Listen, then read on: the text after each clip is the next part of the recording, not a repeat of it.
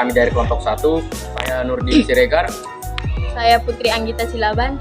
Saya Meli Larsari Siburian. Saya Febri Tirtayanti Damanik. Saya Andika Surplus Mencutak. Kami akan menjelaskan dampak bakteriofag bagi manusia, hewan, dan tumbuhan. Manfaat bakteriofag pada penyakit manusia. Terapi Falk adalah praktik 90 tahun yang lalu dengan menggunakan bakteriofag sebagai agen bakterisida untuk mengobati penyakit oleh bakteri pada manusia dan spesies lain. Bakteriofag dapat membantu mengatasi kelemahan utama antibiotik saat ini. Setiap tahun, kasus infeksi resisten antibiotik membunuh lebih dari 50.000 orang di Eropa dan Amerika Serikat.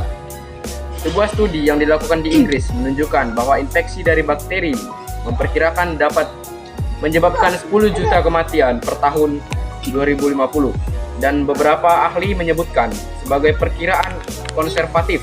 Namun, prediksi tersebut telah memaksa para ilmuwan untuk meneliti tanpa henti terhadap manfaat bakteriofag dan untuk alternatif dari antibiotik.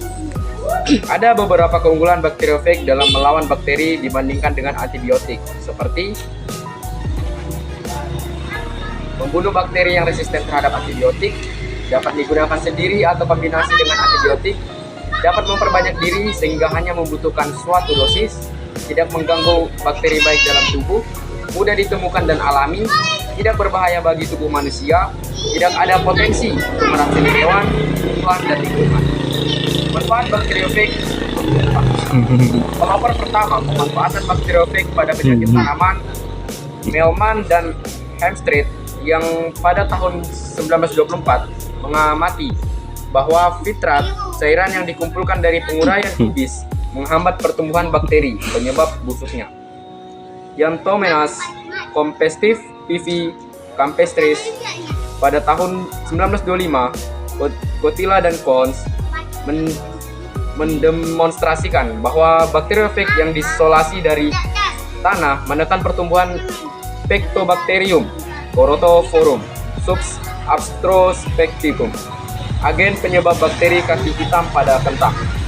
Mereka melakukan bonsai dan berhasil mencegah pembusukan umbi kentang dengan menginokulasi fag dengan Pectobacterium. Selain itu, mereka mengisolasi fag yang aktif terhadap Pectobacterium, Cryptophorum subscaroboforum, dan Agrobacterium faciens dari sejumlah sumber lingkungan seperti air sungai dan tanah.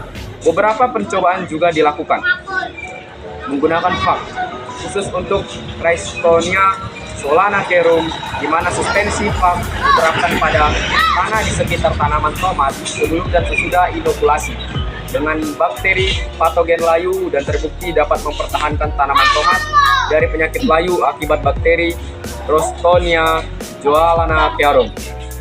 Ada beberapa manfaat bakteriofag dalam memerangi penyakit tanaman. Yang pertama, membunuh Xanthomenas campestris PV campestris, penyakit pada kubis. Yang kedua, membunuh Rhizostonia solanacearum, penyakit layu pada tomat. Yang ketiga, membunuh Pectobacterium corotophorum subs, penyakit pada kentang. Yang keempat, membunuh Agrobacterium tumefaciens, penyakit pada wortel. Dan terakhir, membunuh penyakit tanaman lain. Itu saja penjelasan dari kami, karena pada dasarnya tidak ada manfaat bakteriofag bagi hewan. Sekian dari kami, jikalau ada salah kata mohon dimaafkan. Sekian, terima kasih.